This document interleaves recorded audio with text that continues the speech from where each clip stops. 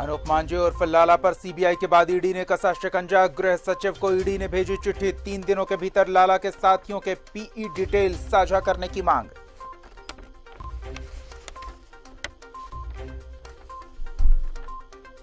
चर्चित और मांझी हत्याकांड का मुख्य आरोपी शेख बिलाल को लेकर घटनास्थल पर पहुंची पुलिस। पूरे मामले का किया रिक्रिएशन। आज ही हुई थी गिरफ्तारी।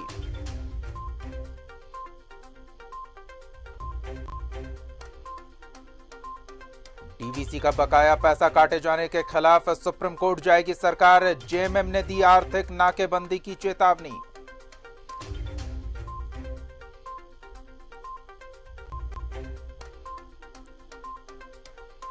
निरसा के मुगमा में जमीन से धुआं निकलने के बाद दहशत। धुआं निकल रहे इलाके के आसपास हुआ भूधसान। बड़े हादसे की चेतावनी।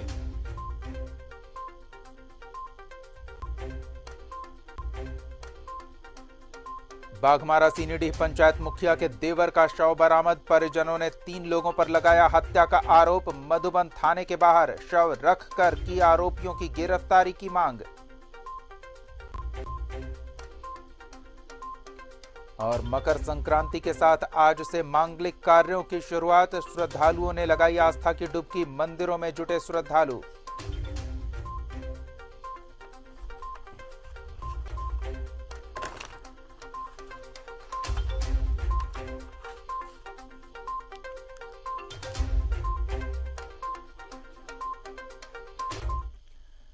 नमस्कार, आप देख रहे हैं न्यूज 11 भारत और धनबाद से जुड़ी तमाम छोटी बड़ी खबरों के साथ मैं हूं दीपक कुमार। न्यूज 11 भारत के खुलासे के बाद अब अनूप मांझी उर्फ लाला पर शिकंजा कसता जा रहा है। कोयला तस्कर अनूप मांझी उर्फ लाला पर सीबीआई के बाद अब ईडी ने शिकंजा कसा है। ईडी ने चिट्ठी लिखी है धनबाद डीआईजी को। इसके अलावा ईडी की चिट्ठी के आधार पर स्थानीय प्रशासनिक अमला भी धनबाद डीआईजी और धनबाद एसएसपी से पूरी डिटेल मांगी गई है, जिसके बाद अनिल गोयल से जुड़ी हर डिटेल ईडी से साझा करने की भी बात कही गई है। 3 दिन के अंदर अनिल गोयल और लाला के साथियों से जुड़ी एफआईआर साझा करने की बात कही गई है। गृह सचिव को ईडी की तरफ से भेजी गई है चिट्ठी। लाला के छोटे छोटे कोयला चोरों की हिसाब भी ईडी ने मंगवाई है। तो कोयला तस्कर अनूप मांझी उर्फ लाला पर शिकंजा कसता जा रहा है। सीबीआई के साथ ही अब ईडी भी लाला के काले कारोबार का कच्चा चिट्ठा खंगालेगी।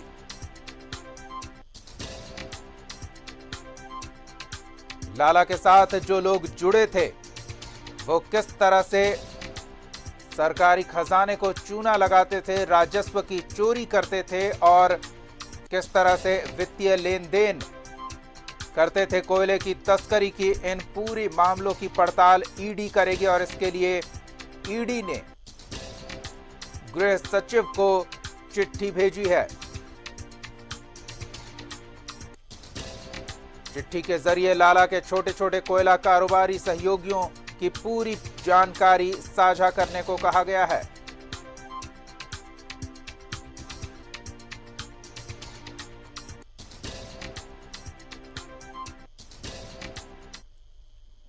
निरसा में एक बार फिर जमीन से धुआं निकलने की वजह से आसपास के इलाकों में भय का माहौल है।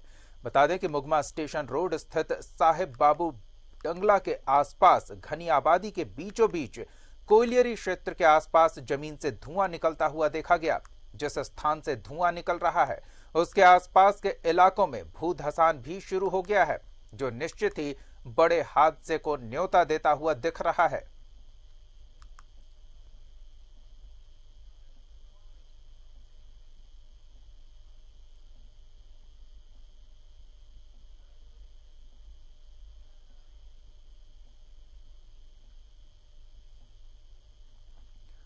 बाघमारा सीनीडीह पंचायत की मुखिया के देवर का शव कल देर शाम पास के ही आवास में पाया गया।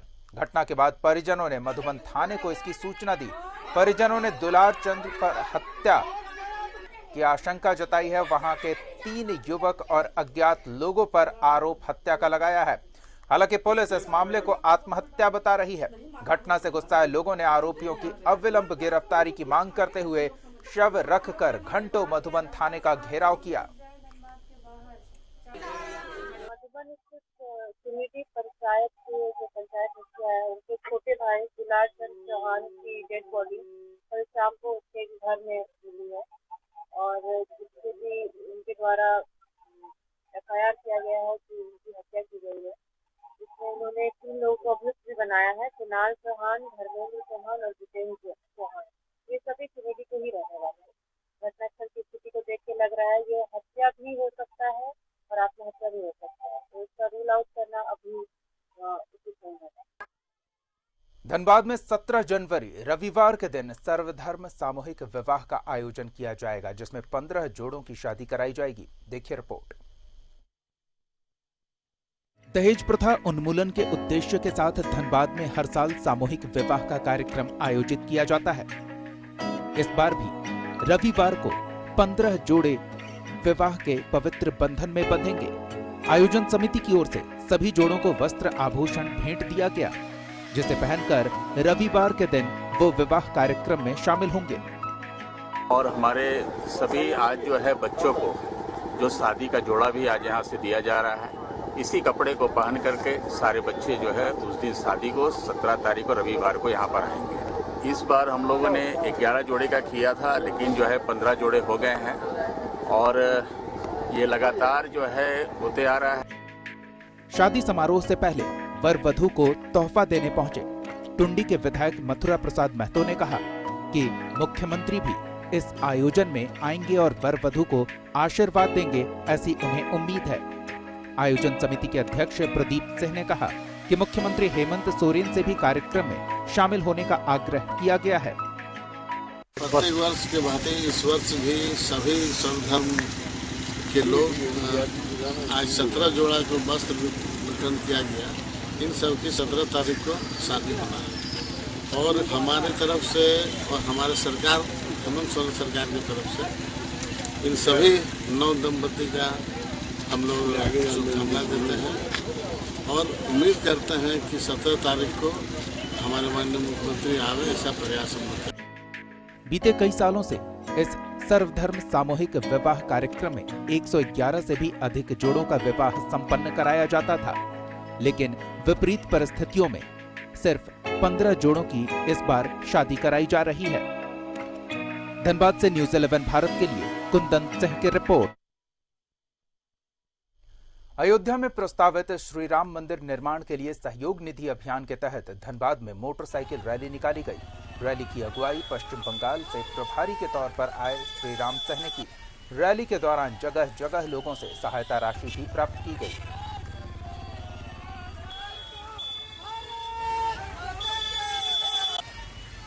हम लोग बगमारा में रामराज मंदिर है, वहीं पर जाकर के राम जी का जो अभी मंदिर का निर्माण चल रहा है, उसी निधि संग्रह में सब जनता को जगाने के लिए हम लोग बंगाल से बिहार, झारखंड, उड़ीसा हर जगह पर रैली निकाल रहे हैं, ताकि इससे हमारे सनातन धर्म का जय हो। विश्व इसमें जितने भी हिंदू सनातनी धर्म है वो सब आदमी अपना अपना योगदान दे सकते हैं। ये कोई पार्टी विशेष से नहीं।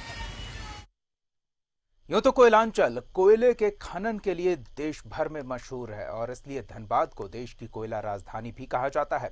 लेकिन यहाँ की एक बेटी ने फिल्म इंडस्ट्री में अपने टैलेंट का परचम लहराकर जिले का नाम भी रोशन किया है और कोयला नगरी में मिसाल कायम की है। दरअसल फिल्म आधार में असिस्टेंट कास्टिंग डायरेक्टर के तौर पर काम करके शारदा कुमारी गिरी ने युवाओं को प्रेरित किया है और धनबाद का नाम रोशन। आधार फिल्म की ज्यादातर शूटिंग देवघर और रांची में हुई है। जिलेवासियों को अब इस फिल्म के रिलीज का इंतजार है। लग गया तो जिंदगी बदल जाएगा। साहब हमरा को आधार बनवाना है। झूठ कर बोले हमसे। तो सर इनके ज्ञान की वजह से हमारा देश जो है पिछले 70 सालों में 2 कदम आगे नहीं बढ़ पाया है। पूरी की पूरी शूट देवघर में हुई है और इसके साथ साथ 20% फिल्म रांची में शूट हुई है। धनबाद में इस फिल्म की कास्टिंग हुई है। जो मैंने असिस्ट किया है, यश सिंह चौहान कास्टिंग डायरेक्टर हैं, जिनको मैंने असिस्ट किया है धनबाद में, रांची में और देवघर में। यही संदेश है कि धनबाद जैसे छोटे शहर से होने के बावजूद आप आगे बढ़ सकते हैं। लोग बड़े बड़े सपने देख सकते हैं, आप जब तक सपने नहीं देखेंगे तब तक सपने आपके पूरे नहीं होंगे।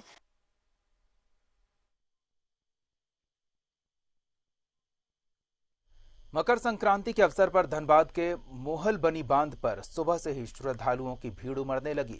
सुबह 8:30 पर धनु राशि से मकर राशि में प्रवेश करते ही श्रद्धालुओं ने घाट पर आस्था की डुबकी लगाई और दान पुण्य किया।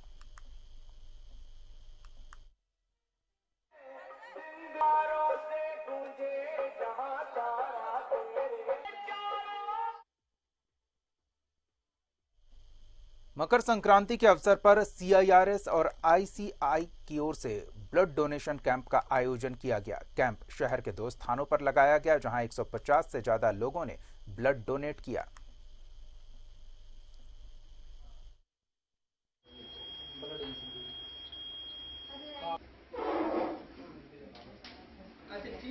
आज दिनांक 14 जनवरी को मकर संक्रांति के दिन institute of chartered accountants of India की धनबाद शाखा द्वारा जिले में रक्तदान का शिविर का आयोजन किया गया था, जिसमें समाज की अनेक समाज सेवी संस्थाएं ने हिस्सा लिया और अभी तक 70 यूनिट ब्लड यूनिट कलेक्शन हो चुका है।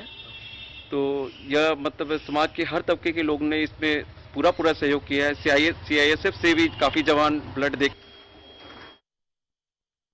बात मकर संक्रांति की हो और पतंगबाजी की चर्चा ना हो तो त्योहार की रौनक थोड़ी फीकी जरूर नजर आती है। पतंगबाजी पारंपरिक खेल भी है, लेकिन मकर संक्रांति के त्योहार के दिन आसमानों में रंग बिरंगे पतंग दिखना आम बात है, लेकिन अब तस्वीर अलग है।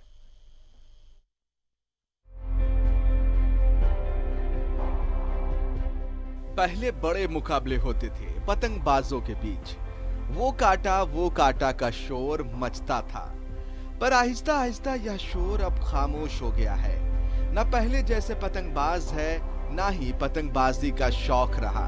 इंटरनेट और मोबाइल की लत ने बच्चों में पतंगबाजी का शौक भी खत्म कर दिया। अब इक्का दुक्का ही पतंग उड़ती नजर आती है। मकर संक्रांति पर तो लगभग हर गली और हर घर में पतंग उड़ाते हुए बच्चे नजर आते थे। पतंग बनाने का कार्य करने वालों का तो यही कहना था कि बच्चों को मोबाइल से फुर्सत मिले तो ही पतंग उड़ाएंगे ना। पहले ये ग्राउंड में बहुत पतंग उड़ता था, लेकिन अब धीरे धीरे आस्ता आस्ता पतंग उड़ना कम हो गया, इसीलिए अब कोई उड़ाता नहीं। मकर संक्रांति में भी आसमानों में सन्नाटा ही देखा गया। इक्का दुक्का ही पतंग आसमान में उड़ते दिखाई दिए। नीले पीले हरे रंगों की पतंगों से सराबोर दिखने वाला आसमान बेरंग सा दिख रहा था। आधुनिक जीवन की भागदौड़ में भले ही लोगों में पतंगबाजी का शौक कम हो गया हो, लेकिन मकर संक्रांति के दिन पतंग उड़ाने की परंपरा भगवान श्री राम के समय में शुरू हुई और आज तक बरकरार है। मकर संक्रांति के दिन उमंग, उत्साह और मस्ती का प्रतीक पतंग उड़ाने की लंबे समय से चली आ रही परंपरा मौजूदा दौर में काफी बदल गई है। बाजार का स्थिति पहले की अपेक्षा बहुत कम है। पहले जो है हम लोगों का जैसे दिसंबर जनवरी महीने से पतंग का बिक्री चालू हो जाता था। कस्टमर को लुभाने के लिए हम लोग मतलब बहुत सारा वैरायटीज लाए पतंग का। मोदी जी आपको PUBG फाइटर बहुत सारा लाए, लेकिन कोई रिस्पॉन्स नहीं मिल रहा है। पूरा आसमान खाली है एकदम। बहरहाल इस बार कोरोना ने जहां पूरे व्यवसाय पर असर डाला है, वहीं बच्चों की कम रुचि की वजह से पतंग दुकानदारों की बिक्री में भी कमी देखी गई। न्यूज़ 11 भारत के लिए धनबाद से कुंदन सिंह की रिपोर्ट।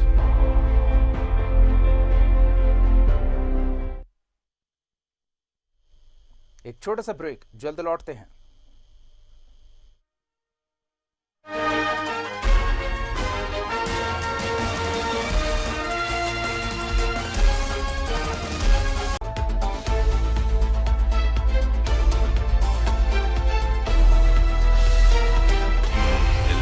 सच है तो दिखेगा।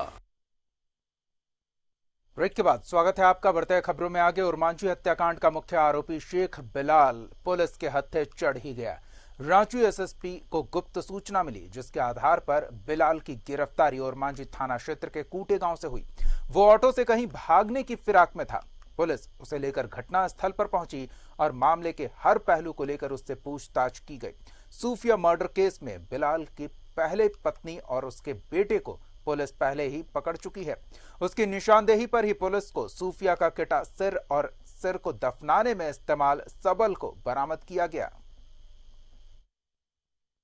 रांची के ओरमांझी में मिली युवती की सिरकटी लाश मामले में मोस्ट वांटेड बेलाल को पुलिस ने दबोच लिया है। ओरमांझी सिकिदरी रोड पर बेलाल पुलिस के हत्थे चढ़ा। वो ऑटो से कहीं भागने की फिराक में था। इसी दौरान पुलिस ने बेलाल को एक गुप्त स्थान पर रखकर पूछताछ की और घटना से संबंधित जानकारी जुटाई, जिसके बाद एसआईटी की टीम उसे लेकर घटना स्थल पर पहुंची।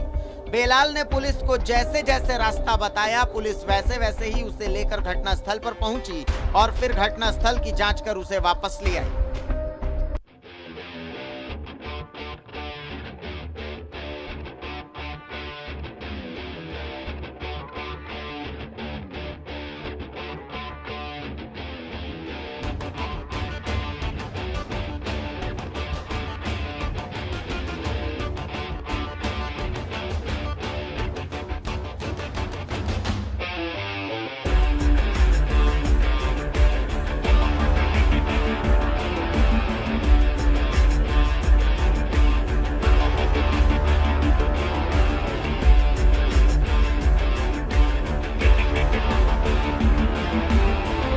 मिस्ट्री थी, लगातार एक ब्लाइंड केस था। इस ब्लाइंड केस को सुलझा लिया गया है और उसमें मुख्य आरोपी बिलाल है, उसकी गिरफ्तारी हुई। सर, यहाँ लाने के पीछे का मकसद? घटना को समझना। बॉडी यहाँ पे लाए गए थे या कहीं और मारा गया? ये सब बाद में बताएंगे, पहले हम घटना को समझ ले, उसके बाद ही कोई बयान दे पाएंगे। कि जो इस कांड के मुख्य अभियुक्त रहे हैं उसकी गिरफ्तारी आज वरीय पुलिस अधीक्षक महोदय को किसी आम पब्लिक ने इनको सूचना दी, जिस सूचना के आधार पर एसआई की टीम उधर कूटे और सिकिदरी थाना क्षेत्र में गई। वो टेम्पू से भाग रहा था, उसको कॉर्डन करके फिर सर्च करके निकल गया था टेम्पू से। फिर उसको हम लोगों ने डिटेन किया और डिटेन करके आगे पूछताछ में उसने जो इस्तेमाल किया था, हत्या का जुर्म उसने कबूल किया और जो इस्तेमाल किया था असलहा वो दबिया या दौली बोलते हैं लोकल भाषा में, उसको हम लोगों ने बरामद कर लिया है। बिल्कुल जो भी सही चीज़ें आई हैं उसको ही हम लोगों ने रखा है। जो दोषी इसमें होंगे वो बिल्कुल जो है सो नहीं बचेंगे और जो निर्दोष अगर होगा, अगर हम लोगों ने तहकीकात के लिए लाया है उसको हम लोगों को कोई जेल। कितने लोग इस पूरे घटना में? अभी तक हम लोगों को 3 लोगों का सामने इसकी अहलिया का है, जो पहली वाली बीवी है, और ये हुआ एक और भी को डिटेन किए हैं, जिसको हम लोग अभी थोड़ा सा और डिटेल पूछ लेते हैं। अभी नहीं पूछ पाए हैं, हमको लगता है कि पूछने से बात खुलेगी। ग्रामीण एसपी मोहम्मद नौशाद आलम ने पूरे कांड की जानकारी देते हुए बताया कि पहले गला दबाकर बेलाल ने युवती की हत्या की, फिर दाउली से उसका गला काट दिया। उन्होंने कहा कि पुलिस हर बिंदु पर गहनता से जांच कर रही है, हर जरूरी सबूत पुलिस न्यायालय के सामने प्रस्तुत करेगी। उसने बताया कि जो बच्ची सूफिया के बदन पर जो कपड़ा था, उस कपड़ा को उसने उतार दिया था। उतारने के बाद फिर ले जाकर उसको जला दिया था, तो उसका कुछ अवशेष हम लोगों को मिले हैं। उसको एफएसएल की टीम हम लोगों की जब्त करके उसकी जांच में जुट गई है और हम लोग ये चाह रहे हैं कि जितना भी मैक्सिमम जो भी एविडेंस है उस एविडेंस को हम लोग का फास्ट ट्रैक कोर्ट में सख्त से सख्त सजा दिलाने का हम लोग काम करेंगे। पुलिस ने 3 जनवरी को हुए इस ब्लाइंड मर्डर केस की गुत्थी 10 दिन में सुलझा ली थी। कानून के लंबे हाथ आखिरकार मोस्ट वांटेड की गिरेबां तक पहुंच ही गए। अब देखना है बेलाल इस हत्याकांड में और क्या क्या राज उगलता है और उसके गुनाहों की उसे क्या सजा मिलती है। रांची से न्यूज़ 11 भारत के लिए मोहम्मद इमरान की रिपोर्ट।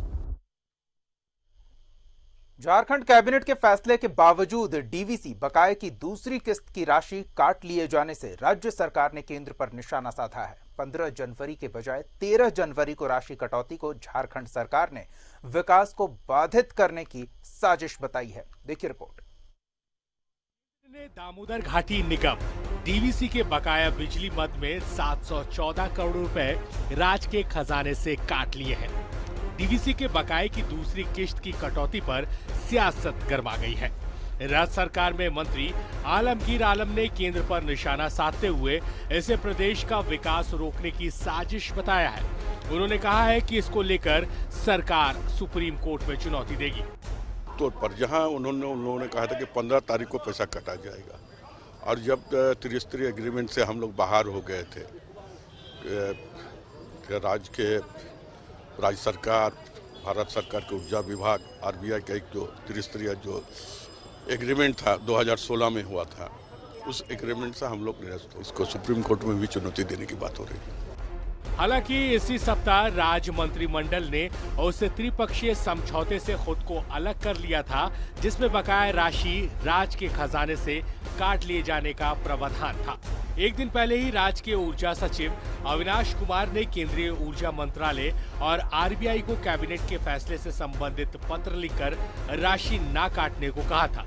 कांग्रेस प्रवक्ता शमशेर आलम ने कहा है कि केंद्र का अगर यही रवैया रहा तो महागठबंधन आर्थिक नाकेबंदी करेगा। विकास में मैं ये कह सकता हूं कि केंद्र सरकार विकास में रोड़ा बन रही है और इसी तरह का अगर रवैया केंद्र सरकार का रहा तो हम लोगों का मानना है कि गठबंधन आर्थिक नाकेबंदी की भी घोषणा कर सकती है, क्योंकि जब हमको समय पर पैसा नहीं मिलेगा, मेरा अपना पैसा नहीं मिलेगा, तो निश्चित तौर पर हम इस तरह के आर्थिक नाकेबंदी जैसे आंदोलन का रास्ता भी अपनाने पर मजबूर हो जाएगा। वहीं राज्य सरकार के पेयजल एवं स्वच्छता मंत्री मिथिलेश ठाकुर ने कहा है कि जनता देख रही है किस तरीके से झारखंड को अस्थिर करने की कोशिश की जा रही है। उन्होंने कहा है कि अब सुप्रीम कोर्ट से ही राहत की उम्मीद है।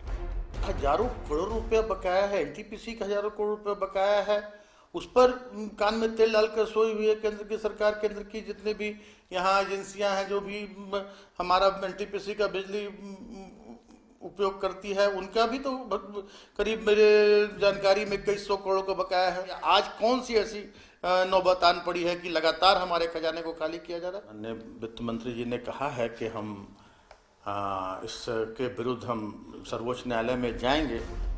डीवीसी बकाये की कटौती के मसले ने एक बार फिर प्रदेश का राजनीतिक पारा चढ़ा दिया है। राज्य सरकार इस मुद्दे पर केंद्र पर हमलावर है और अब सुप्रीम कोर्ट जाने की तैयारी में है।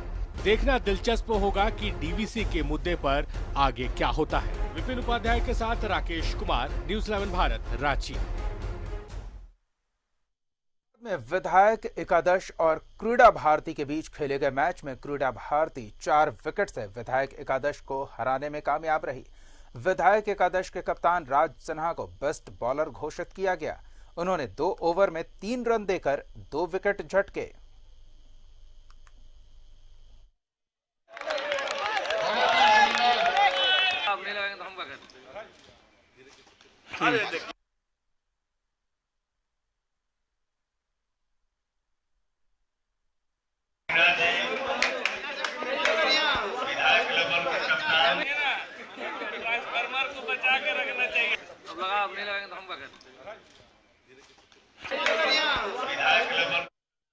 और इस बीच एक बड़ी खबर मिल रही है। अदालतों की कार्रवाई से जुड़ी झारखंड के निचली अदालतों में फिजिकल सुनवाई की तैयारी तेजी से चल रही है। हाई कोर्ट ने इन अदालतों में फिजिकल सुनवाई के लिए एसओपी जारी कर दिया है। हाई कोर्ट की गाइडलाइन के अनुसार अदालतों में मामलों की सुनवाई के दौरान सभी दिशा निर्देशों का पालन किया जाना होगा। फिजिकल कोर्ट की पूरी व्यवस्था सुप्रीम कोर्ट के दिशा निर्देश के अनुरूप ही करनी होगी। हाई कोर्ट के रजिस्ट्रार जनरल ने गाइडलाइन सभी जिलों के प्रधान जिला जज को भेज दिया है। हालांकि फिजिकल सुनवाई की तिथि अभी जारी नहीं की गई है, जल्द ही तिथि भी जारी कर दी जाएगी। हाई कोर्ट ने कोरोना संक्रमण के मद्देनजर फिजिकल सुनवाई के लिए राज्य की अदालतों को 3 श्रेणी में बांटा है और उसी अनुरूप से दिशा निर्देश भी जारी किए गए हैं।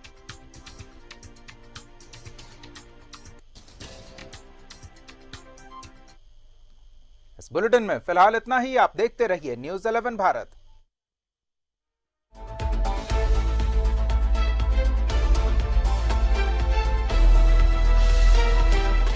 11 सच है तो दिखेगा।